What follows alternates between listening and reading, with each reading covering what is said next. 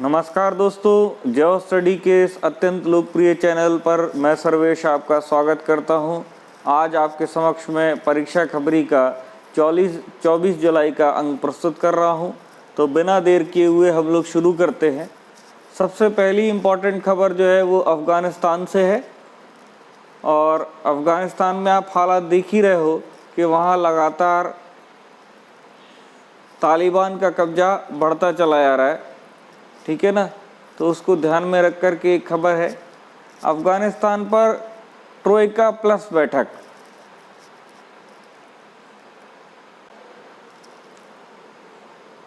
रूस ने पहली बार भारत को अफ़गानिस्तान पर रूस, अमेरिका, चीन और ट्रोइका प्लस बैठक में आमंत्रित किया है। इस बैठक का उद्देश्य अन्य मुद्दों के साथ तालिबान की भूमिका और देश के भविष्य पर चर्चा करना है। तो ध्यान रखिए, ये मुद्दा भारतीय दृष्टिकोण से बड़ा महत्वपूर्ण है, क्योंकि अफ़गानिस्तान भारत से सीमा लगाने वाला एक देश है। टेक्निकली भले ही अब आप कह सकते हो कि वो पाक ऑक्युपाइड कश्मीर से सीमा लगती हो, पर वो वास्तव में है तो भारत के हिस्सा। आज न या कल वो हमारे पास फिर से होगा। और अफ़गानिस्तान में तालिबान का शासन पाकिस्तान में आतंकवादी गुटों को मजबूत करेगा और ये सीधे सीधे भारतीय इंटरनल सिक्योरिटी के लिए एक समस्या हो सकता है। तो इसलिए बहुत इम्पॉर्टेंट है कि अफ़गानिस्तान का भविष्य क्या हो, उस पर भारत की पूरी नज़र हो, और साथ में एक ऐसी सरकार जो भारत मित्र और भारत की सहयोगी हो, वो अफ़गानिस्तान में हो, इसकी आवश्यकता है। इसलिए ऐसी किसी भी प्रक्रिया में भारत का शामिल होना अत्यंत आवश्यक है।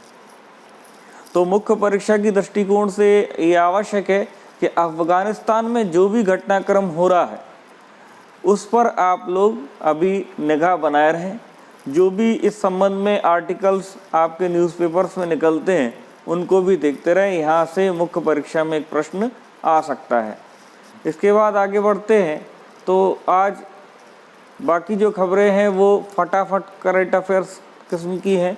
जैसे नवजात श्रवण स्क्रीनिंग के लिए automated auditory brain stem response system AABR launch किया है। किसने?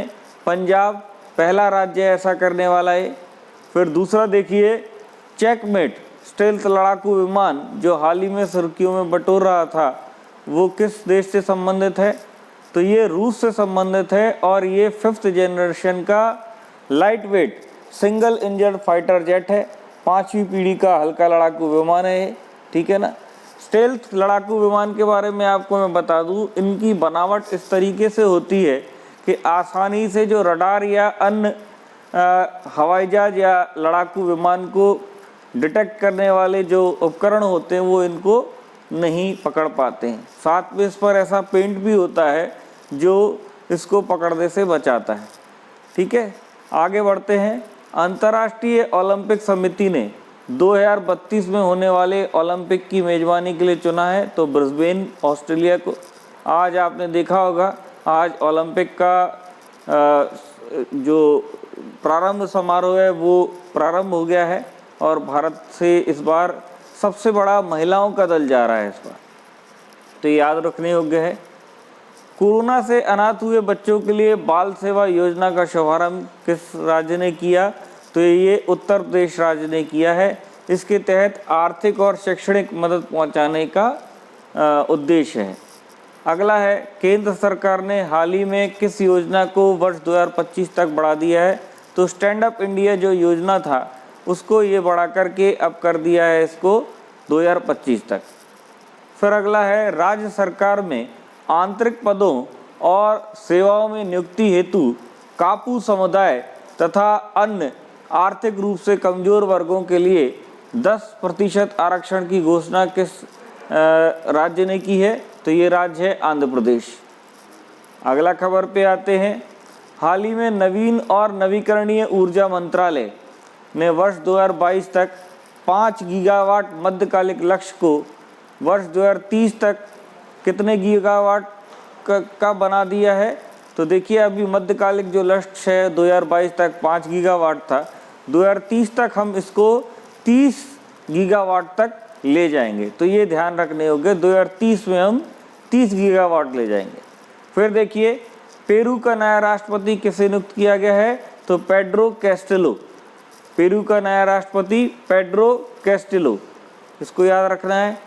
हाल ही में किस देश में क्यूबा में हाई एल्टीट्यूड बलून के माध्यम से लोगों तक इंटरनेट प्रसार की योजना बनाई है? अमेरिका ने ये योजना बनाई है कि क्यूबा जो देश है वहाँ पर हाई एल्टीट्यूड बैलून के माध्यम से इंटरनेट सेवा पहुँचाई जाएगी।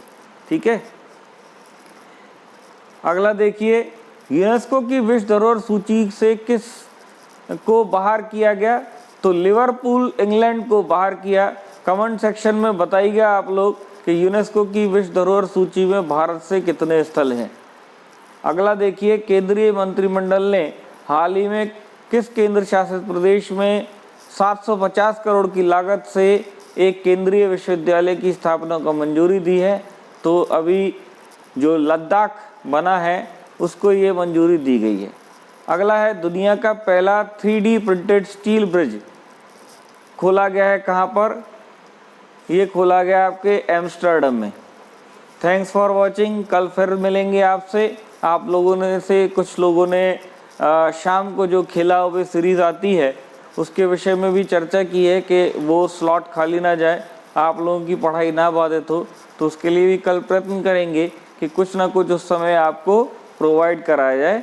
इसके साथ ही मैं आपसे विदा लेता हूँ, आपका दिन शुभ हो।